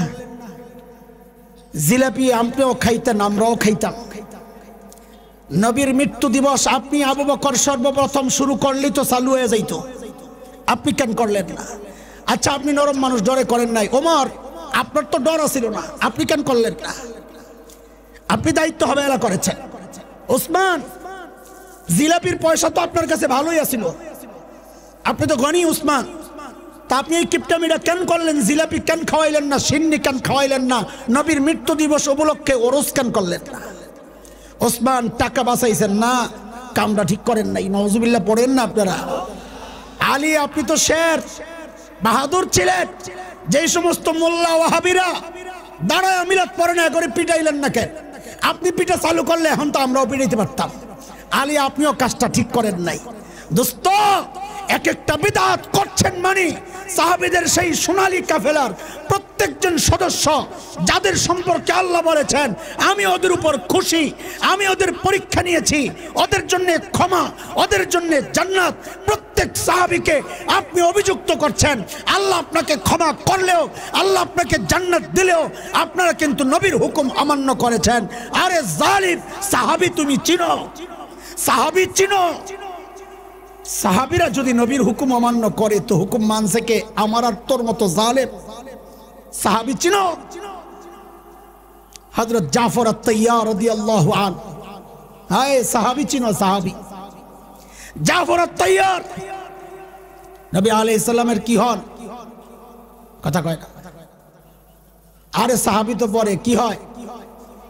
কে জানি কয় চাচা, তোর একটা ভাইরা মতো দরকার শয়তান। কি হয়?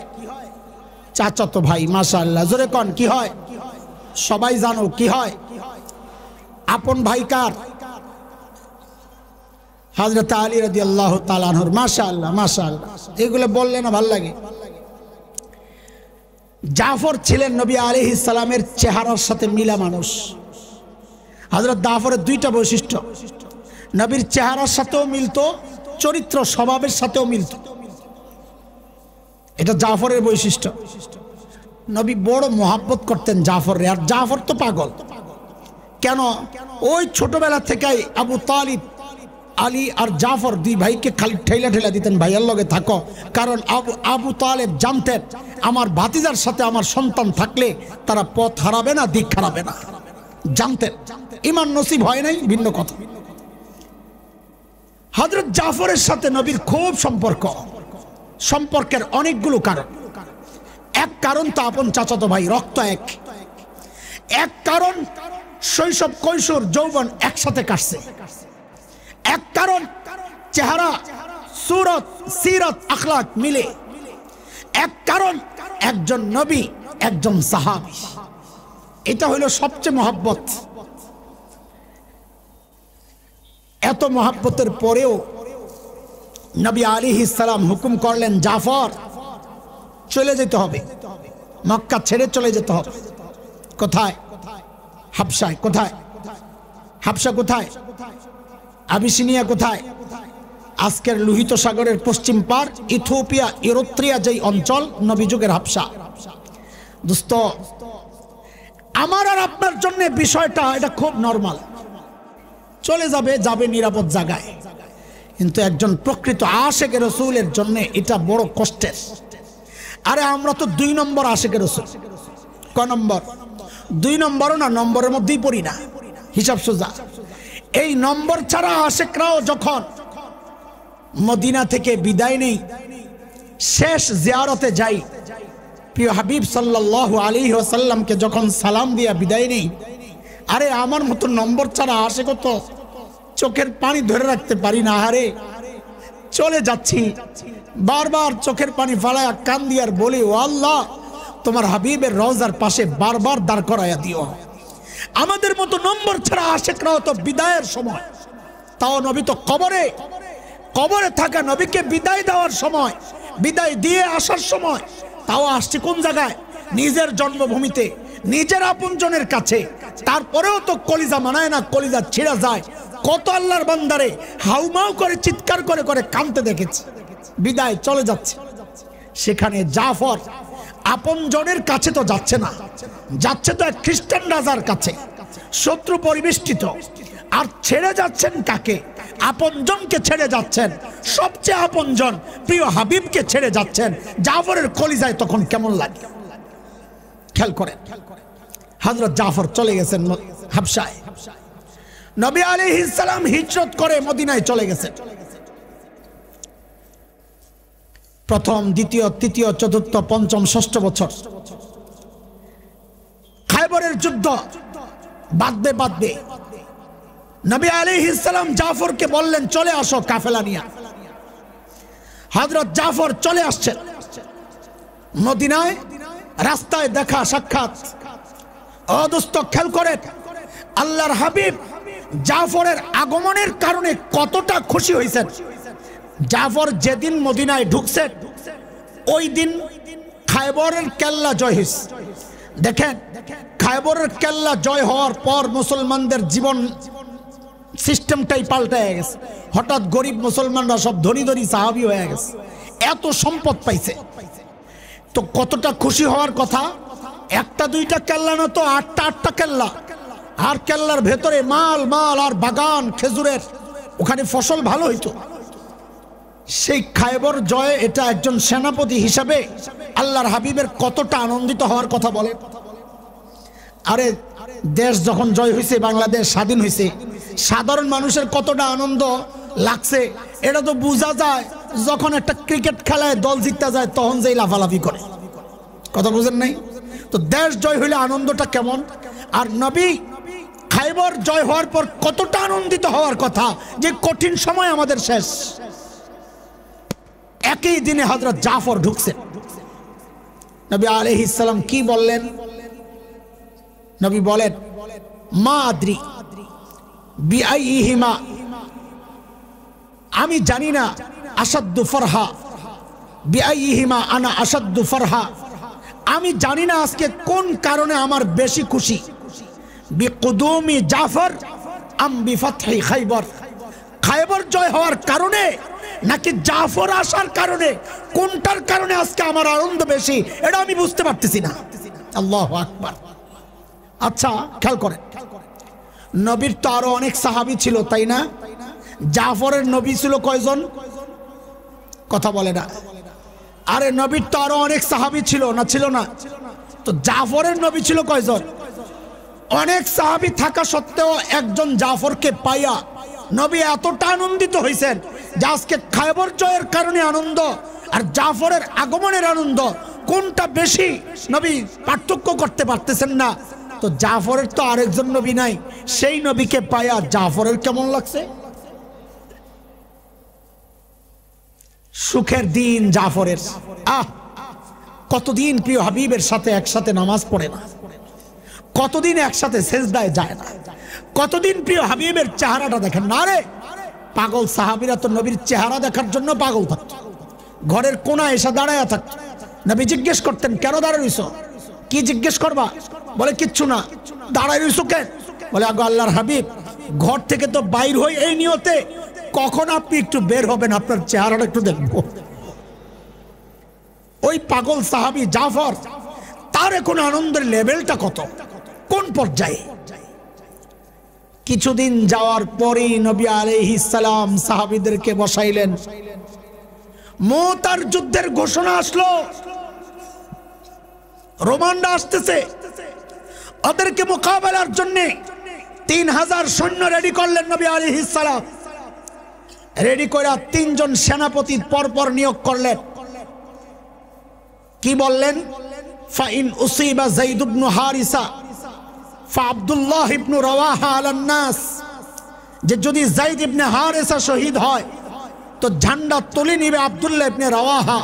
তার মানে প্রথম সেনাপতিকে যায়েদ ইবনে হারিসা। বলেন কে? নবী আলাইহিস সালামের পালক পুত্র যায়েদ ইবনে হারিসা। তিনি যদি শহীদ হন তো ঝান্ডা উঠায় নেবেন আব্দুল্লাহ ইবনে রাওয়াহা। ওয়া ইন উসিবা আব্দুল্লাহ ইবনে রাওয়াহা ফা জাফর ইবনে আবি তালিব আলান নাস, তাইলে ঝান্ডা উঠায় নেবে জাফর ইবনে আবি তালিব। কয়জনের কথা আসলো? এক নম্বর যায়েদ ইবনে হারেসা, 2 নম্বর আব্দুল্লাহ ইবনে রাওয়াহা, 3 নম্বর জাফর ইবনে আবি তালিব, 4 নম্বর বলে পরামর্শের মাধ্যমে একজন হযরত খালিদ ইবনে ওয়ালিদকে দেওয়া হয়েছিল আর কি। যাই হোক, আচ্ছা এখন এই যে সংবাদটা আপনারা কি বুঝছেন না বুঝছেন আল্লাহই জানে। সাহাবীরা বুঝে গেছেন এই 3 জনের একজন আর মদিনায় ফেরত আসবে না। এখন তো আপনারাও বুঝতেছেন, নবী যখন বললেন যদি যায়েদ শহীদ হয়ে যায় তো দায়িত্ব নিবে আব্দুল্লাহ ইবনে রাওয়াহা, এরপরে কি আর সন্দেহ থাকে যে যায়েদ আস্থা ফেরত আসবে? আচ্ছা আব্দুল্লাহ ইবনে রাওয়াহা শহীদ হয়ে গেলে জাফর ঝান্ডা তুলে নিবে, এরপরেও কি কারো বুঝতে কষ্ট হয় যে আব্দুল্লাহ ইবনে রাওয়াহা শহীদ হয়ে যাবে? জাফর শহীদ হয়ে গেলে পরামর্শ করে একজনকে দিবা, তাইলে কি এখনো সন্দেহ থাকে যে জাফরও শহীদ হবে? সন্দেহ আছে আপনাদের?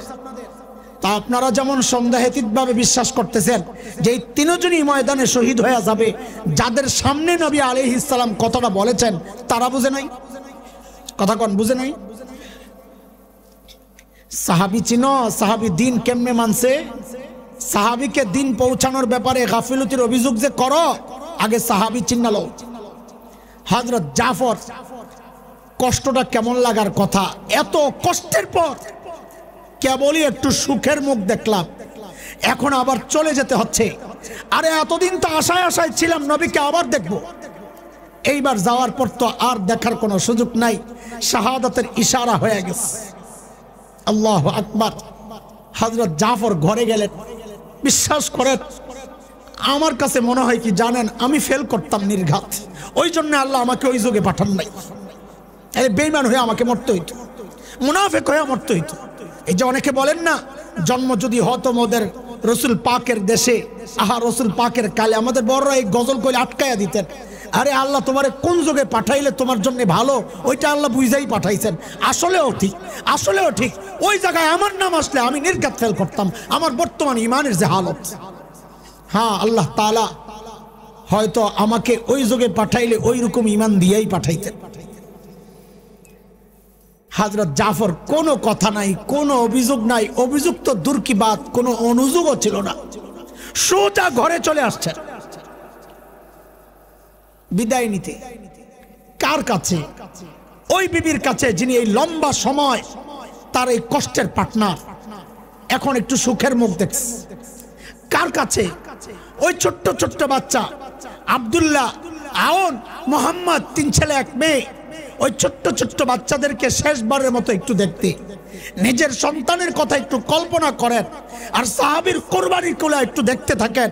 আরে কাদের বিরুদ্ধে অবহেলার অভিযোগ আনছ, একটু চিনে তো কথা বলো।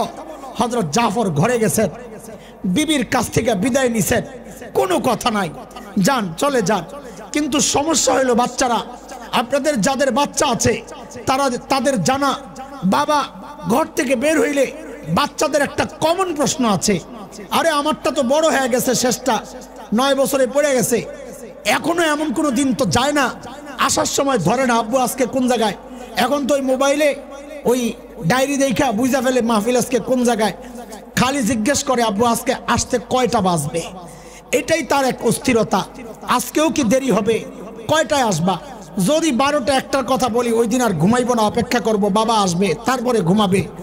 আমাদের অবস্থা বলতেছি, প্রত্যেকটা বাচ্চার একটা কমন প্রশ্ন আছে, আব্বু কই যাও? বলেন কি জিজ্ঞেস করে? বলেন না, আব্বু কই যাও বলে কিনা? আল্লাহ।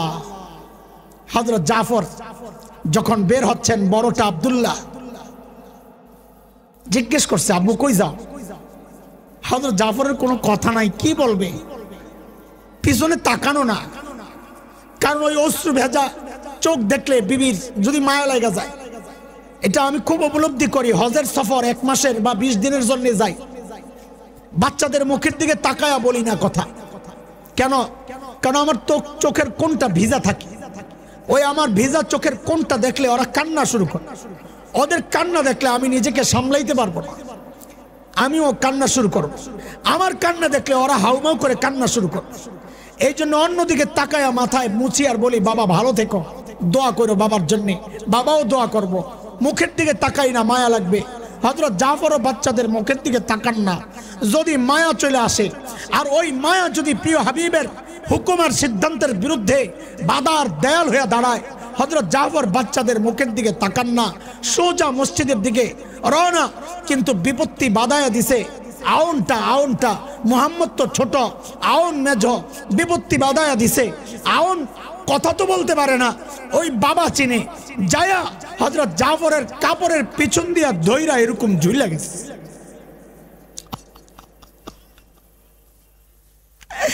হযরত জাফর তাকাচ্ছেন না, বিবির ইশারা দিয়েছেন কোলে তুলে নাও, চলে গেছেন ময়দানে। নবী আলাইহিস সালামের ইঙ্গিত হিসাবে হযরত যায়েদ ইবনে হারেসা শহীদ, ঝান্ডা তুলে নিছেন আব্দুল্লাহ ইবনে রাওয়াহা। নবীর ইশারায় আব্দুল্লাহ ইবনে রাওয়াহা শহীদ, ঝান্ডা তুলে নিছেন যায়েদ ইবনে হারেসা। লড়াই চলছে, হঠাৎ সাহাবীরা লক্ষ্য করলো ঝান্ডাটা তো দেখা যাচ্ছে না, তাইলে জাফর কি শহীদ হয়ে গেছে? খুঁজতেছেন, কেন ঝান্ডা আরেকজনের হাতে তো তুলে দিতে হবে। খুঁজতেছে, পায় না, জাফর কোথায়?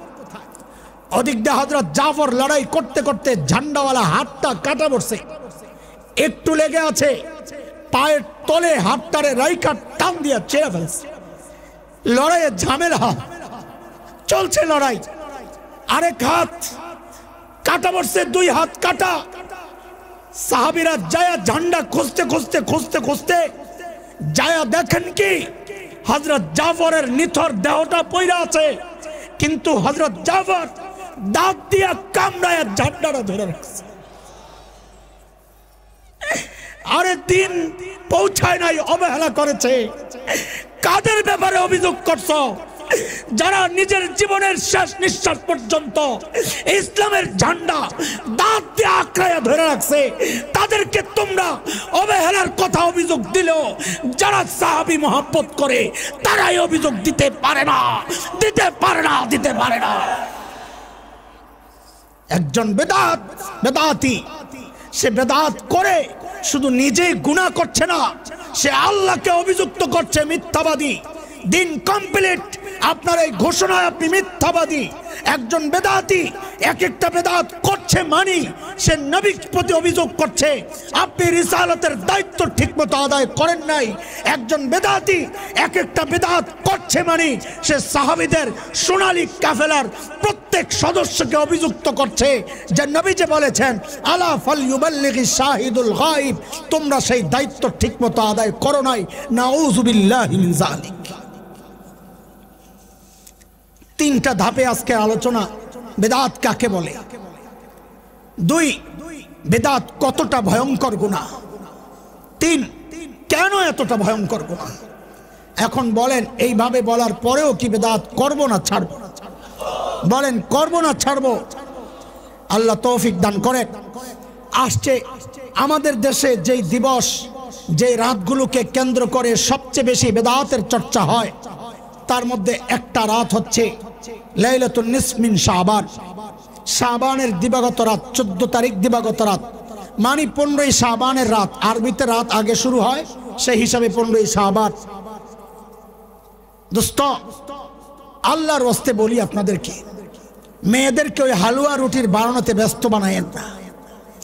মেয়েদেরকে ওই হালুয়া রুটির ব্যস্ততায় রাখেন না, এটা শয়তানের ধোঁকা। ইবাদতের প্রস্তুতি, রমজানের রোজা রাখবে, সে ইবাদত করবে, কিন্তু ওইগুলা না করে বেদাত আমি করছি।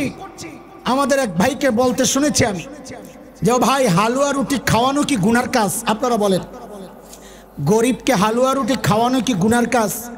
বলেন, আপনারা বলেন তো। এই রাতে হালুয়া রুটি বানায় তো গরিব ঘরে বিলায়, তাই না? আপনজনরে খাওয়ায়, এটা তো গুনার কাজ না। তাহলে মোল্লারা কেন হালুয়া রুটির বিরুদ্ধে বলে? কি সুন্দর দলিল, দেখছেননি? আমি জিজ্ঞাসা করি, খাওয়ানো যে সওয়াব, এটা কি বছরের সব দিন না খালি ওই দিন? মাসআলা শুনেন, কোন আমলের জন্য যদি শরীয়ত কর্তৃক দিন নির্ধারিত না থাকে, টাইম নির্ধারিত না থাকে, ওই আমলের জন্য দিন তারিখ টাইম নির্ধারণ করে নেওয়া, এটাও বেদাত। খাওয়ানো বেদাত না, খাওয়ানোর জন্য ওই রাতটাকে নির্ধারণ করা ওইটা বেদাত। গরিবকে খাওয়ানো তো বেদাত না, খাওয়ানোর জন্য ওই টাইম নির্ধারণ করা, টাইম নির্ধারণ করার অধিকার আপনাকে কে দিয়েছে? যেটার জন্য অল টাইম আল্লাহ সওয়াব রাখছেন সেটাকে নির্দিষ্ট টাইমের মধ্যে নিয়ে আসার অধিকার আপনাকে কে দিয়েছে? তার মানে আপনি আল্লাহর বিরুদ্ধে অভিযোগ করছেন, আল্লাহ আপনি টাইমটা ঠিক না করে দিয়া কাজটা ঠিক করেন নাই, ও ভুলে গেছিলেন না, ঠিক আছে আপনি ভুললেও সমস্যা নাই, আমরা করে নিতেছি। নাউজুবিল্লাহ পড়েন না। আর আমাদের বাচ্চাদেরকে বলি, ওই যে আজকে তো শুনলাম বাজি ফুটান শুরু হয়েছে। কি কি কেন বাজি ফুটায়? আমি আর কারণ একটাই পেয়েছি, এছাড়া আর কিচ্ছু না। নমরুদ আল্লাহরে তাড়ানোর জন্য তীর লইছিল না মারতে, আল্লাহরে মেরে নেব তীর দিয়া। হাদিস যেহেতু আসছে, যদিও দুর্বল, কিন্তু ফজিলতের জন্য দুর্বল হাদিস গ্রহণযোগ্য। আমাদের এক শ্রেণীর ভাই আছে বেদাত, বেদাত বলে বলে লাইলাতুল বারাত বা নিসফে শাবান এই রাতের যে ফজিলত এটাকেও অস্বীকার করা শুরু করে। না, ধোকা খায়েন না, আমরা রোজা রাখবো। তবে হযরত মুফতি তাকি উসমানী দামাত বারাকাতুহুল আলিয়া বলেছেন, রোজা তোমরা 3 দিন রাখো না, তাই লিখতে হয় 13, 14, 15। তাইয়ামে বীজের রোজা হয়ে গেল, শাবানের রোজা হয়ে গেল, আর যদি লাইলাতুল বারাতের রোজা থাকে, ওই দিনের পরের দিনের রোজা যদি থাকে, তাহলে ওইটাও হয়ে গেল, একসাথে 3 কাম হয়ে গেল। ওই নিয়তে রাখার দরকার কি? আরে ওই নিয়তে রাখার তো দরকার নাই। রোজা রাখেন আইয়ামে বীজ 13, 14, 15 প্রতি মাসের রোজা রাখেন না, ওইটা রাখেন। শাবানে নবী আলাইহিস সালাম সবচেয়ে বেশি রোজা রাখছেন। আম্মা জান আয়েশা রাদিয়াল্লাহু আনহা নিজের ভাঙতি রোজা, রোজার মাসে যদি মেয়েলি সমস্যা হয় তাহলে তো রোজা রাখা যায় না, তাই না? এটা পরে রাখতে হয়। আম্মা জান এই ভাঙতি রোজা রাখতেন শাবান মাসে। কবে কবে? এটা কেমন কথা? রোজা ভাঙছে হইল রোজার মাসে, পরের মাস শাওয়াল, পরের মাসে না রেখেলেন 1 বছর। শাবান তো রমজানের আগের মাস, সেই রমজানে কাজা হয়েছে, রাখতেছেন শাবানে, কাহিনী কি? সারা বছর রাখলেন না কেন? আরে প্রশ্ন জাগে আপনাদের, বুঝেন নাই আমার কথাটা? আম্মা জান ভাঙতি রোজা রাখতেন কবে? শাবান মাসে। বলে শাবানে কেন রাখতেন, সারা বছর রাখলেন না কেন? মুহাদ্দিসিনরা দারুণ ব্যাখ্যা দিয়েছেন। কারণ আম্মা জানও বলেছেন, কারণ হইল অন্য মাসে রোজা রাখতেন না, এই জন্যে যদি না নবী আলাইহিস সালাম দিনের বেলা ডাক দেন, তখন নবীর ডাকে রোজার কারণে যদি সাড়া দিতে না পারেন, এটা আম্মা জানের জন্য একটা পীড়াদায়ক, যন্ত্রণাদায়ক এক বিষয় হবে। এই জন্য অন্য সময় রাখতেন না, শাবানে যায় রাখতেন। কেন? আম্মা জান জানতেন শাবানে মোটামুটি নিশ্চিত নবী রোজা। বুঝেন নাই সূক্ষ্ম ব্যাপারটা? শাবানে নবী রোজা নিশ্চিত যেহেতু এটা, এই জন্য আম্মা জান ভাঙতি রোজা রাখতেন শাবান মাস। এই জন্য আমাদের শাবান উপলক্ষে কাজ, দায়িত্ব বেশি বেশি রোজা রাখা। নবী আলাইহিস সালাম রমজানের পর সবচেয়ে বেশি রোজা শাবানে রাখতেন, মিস করতেন না। শেষ দিকে একটা রোজা বাদ দিতেন, যেহেতু চাঁদের ব্যাপার আছে, সন্দেহের মধ্যে বেড়ে যেতে হবে, এই জন্য ওই দিন না রাখা। এছাড়া আমরা যতদূর সম্ভব প্রতিদিন রোজা রাখবো ইনশাআল্লাহ তাআলা, সওয়াব হবে। রমজানের প্রস্তুতি, রমজানের জন্য প্রস্তুত হওয়া শুরু করি এখন থেকেই, অতিরিক্ত কাজগুলো আস্তে আস্তে গুছায়া ফেলি। রমজানকে একটা মাসকে অন্তত ইবাদতের মাস বানাই। আল্লাহ তাআলা আমাদেরকে, আমাদের শাবান, রজব তো চলে গেছে, আমাদের শাবানকে বরকতওয়ালা বানায়া দেন। আমাদের সবাইকে আল্লাহ তাআলা রমজান পর্যন্ত হায়াত বাড়ায়া দেন। আমিন আমিন। ওয়া আখিরু দাওয়ানা আলহামদুলিল্লাহি রাব্বিল আলামিন। ওয়াসসালামু আলাইকুম ওয়া রাহমাতুল্লাহি ওয়া বারাকাতুহু।